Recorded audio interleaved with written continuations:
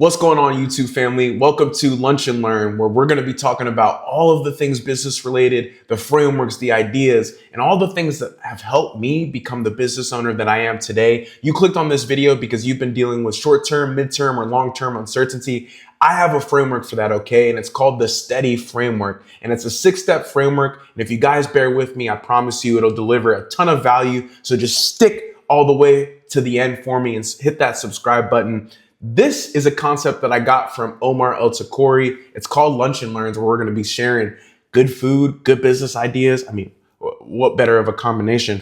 I actually had Jersey Mike's, but I killed it because, I'm big. So let's hop right into the framework. Let's start the walkthrough, man. As you guys can see on my screen right here, the first letter is S, which stands for separate facts from fear. Now, I know when life gets uncertain, and I promise you, I've been a business owner since 2023. We weren't able to acquire the LLC for 2 years, and then we got it in 2023. So I've been a business owner for about 3 years officially, right? And since that time, I've been dealing with a bunch of different uncertainty, ranging from having to fire my entire team and restructure my systems and my deliverables and my ideal client profile, all the way to dealing with high blood pressure. I was recently diagnosed with high blood pressure about a month ago, and now I'm on medication.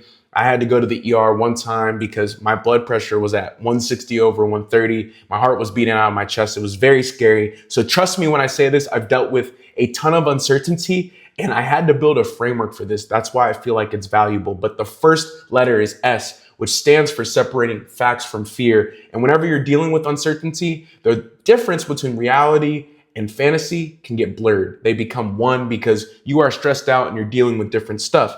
Action steps for the letter S for separating facts from fear is you write down 3 facts, 3 unknowns, and 3 fears about your current situation. Whether you're dealing with high blood pressure or as a business owner, you might be going through some turmoil right now in your business. If you separate those 3 things in those 3 columns, I promise you it'll give you an outlined idea of where reality and fiction actually stand.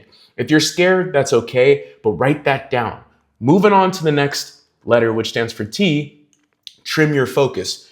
Once you've separated your facts from your fears, you need to understand what to do next, which is trimming your focus. What does focus stand for? Shout out Dan Martell for this, but it stands for follow one course until you're successful. So you need to focus on what actually moves the needle. How you do that is you list everything on your plate. You circle 1 to 3 items that, if completed, would make the biggest difference. For me and my high blood pressure, I'm focusing on sleep. I'm focusing on taking my medication, and I don't want to eat too much red meat, right? That raises your blood pressure. But those are the 3 main things that I'm focused on for my current uncertainty that I'm dealing with. And you should write down the 3 things that you know would move the needle the most.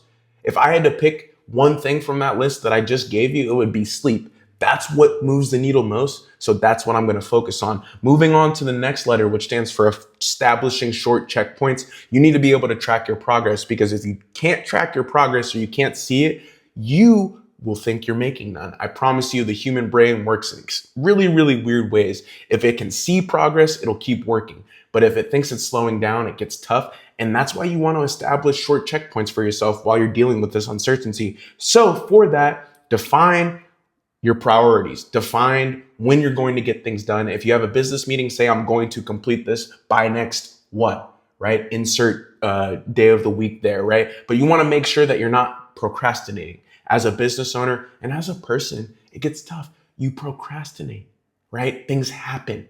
As you're going through life, life is extremely crazy, and it's hard when you don't have all of your priorities in line. After you've trimmed your focus, you want to establish short checkpoints so you can see your progress. Moving on to A, which stands for act on controllables. After you've figured out some measurable metrics that you want to track to help you see your progress, you want to act on those controllables. You want to control what you can control. We don't want to focus on things like politics and sports and all of this BS that we don't have any control over. I'm not saying you can't be a sports fan. I'm a Lakers fan. Trust me, I love the Lakers, but I can't control the Lakers. Do I play basketball? No. So if they win or lose, yeah, it makes me mad or sad or happy, but I can't control that. That's not something that I'm focused on. I'm focused on getting good sleep because I know that directly impacts my high blood pressure, right? So take your top priority and list every action step that's within your control within that bubble. right? So for me, for sleep, right, I like to sleep with, I have a Calm subscription, okay? I sleep with sounds. I try to make sure everything's dark. I try to go to bed on time. That helps me do the action of sleep, right? So if you write down the things that you know will help you act on those controllables, and you can see your measurable metrics, I promise you, you will be able to actually get progress, which is the entire point of the S.T.E.A.D.Y framework, because we're all dealing with some sort of uncertainty and we got to see progress and we got to act on what we can control. But going on to the next letter, which stands for documenting your signals. Each day you want to write down one thing that moved the needle and one thing that didn't, because after you've gotten some data, you want to act on it. This is where most business owners and most people in general fail when it comes to making progress. They don't act on the data that they've received from the actions they're taking. So why are you doing it? I'm going to say that again. They don't act on the data that they've received from the actions they're taking. So why are you doing it? It doesn't make any sense to do something if you don't get data from it, which was establishing the measurable metrics, and then you act on the controllables, right? But if you don't make changes, it doesn't matter what data you have because it's worthless. So document your signals, track your data, and then the last part of the plan of the S.T.E.A.D.Y framework is yield and adjust. Whenever you do have a plan that you're outlining, it's just that. Plans change, they change all the time, right? You are human, life is chaotic, your plans are gonna change. The point of getting that data and documenting your signals is so you can implement change. Once you've gotten things that show you what's working and what's not, implement the change, yield and adjust the plan. And that's the last step of the S.T.E.A.D.Y framework to help you deal with short-term, mid-term, or long-term uncertainty. I got some Miss Vicky's chips right here. Hopefully you guys were able to eat some food and listen to this YouTube video. I actually really like this style of video. My plan was to go live, but I didn't have the specs to do it. As I chew on chips here, it sounds like bricks, right?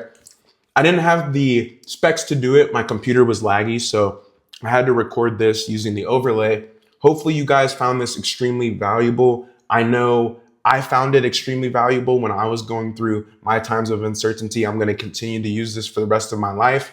I appreciate it. If you stayed to the end of the video, the most important steps are definitely tracking your data and yielding and adjusting.